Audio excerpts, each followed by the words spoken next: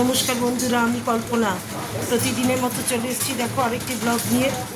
তোমরা কিন্তু আমাকে একটু রিপ্লাই করছো না, লাইক করছো না, লাভ দিচ্ছ না, কমেন্ট করছো না, কেন কি জানি। তোমরা চাইছো না যে আমি কিছু করি। হ্যাঁ, আর যেটা এটা কপাল। হ্যাঁ, কপাল কপাল তো কেউ কারো ফেরাতে পারে না, বলো, তাই না? ওই যে একটা কথা আছে না, তুমি যাও বঙ্গে কপাল যায় সঙ্গে, সেই অবস্থা আমার। কপাল তো কেউ কারো ফেরাতে পারে না। তো তোমাদের হয়তো ভালো না লাগলে তাহলে কেন করবে? শুধু শুধু লাইক লাইক করবে কেন, লাভ দেবে কেন, আর কমেন্টই বা করবে কেন? হয়তো অন্যদেরটা আরও ভালো, বেটার, তাই না? তারা অনেক বেটার করে, আমি পাচ্ছি না করতে।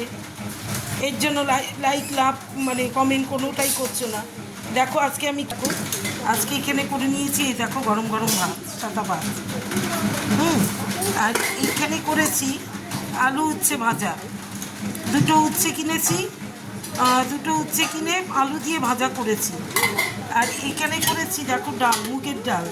আজকে মুগের ডালটা ভেজে আদা জিরে দিয়ে মশলা দিয়ে করেছি মুগের ডাল। রোজ দিন এক জিনিস, ওই যে কাঁচা মুগ ডাল খেতে ভালো লাগে না। এই যে দেখো মুগের ডাল করেছি।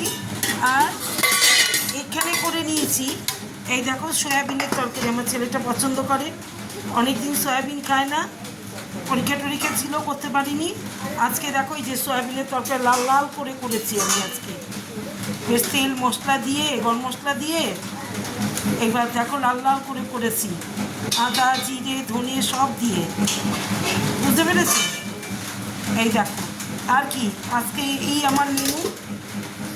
আমার মেনু এই, এর থেকে বেশি আর করা যায় না, করতে পারছি না। আমার খুব শরীর খারাপ, পায়ে ব্যথা, কোমরে ব্যথা, কালকে ডাক্তার দেখিয়েছি। আর কি, এগুলো তো নিত্য সঙ্গী, কোমর ব্যথা, পায়ে ব্যথা, হঠাৎ করে, কিচ্ছু করার নেই, এই নিয়েই চলতে হবে।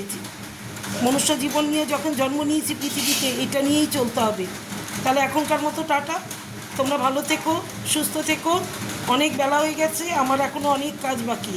আজকে সোমবার ছিল, যার জন্য আমার দেরি হচ্ছে রান্না করতে। রোজই এখন দেরি হচ্ছে রান্না করতে। তাহলে এখনকার মতো টাটা।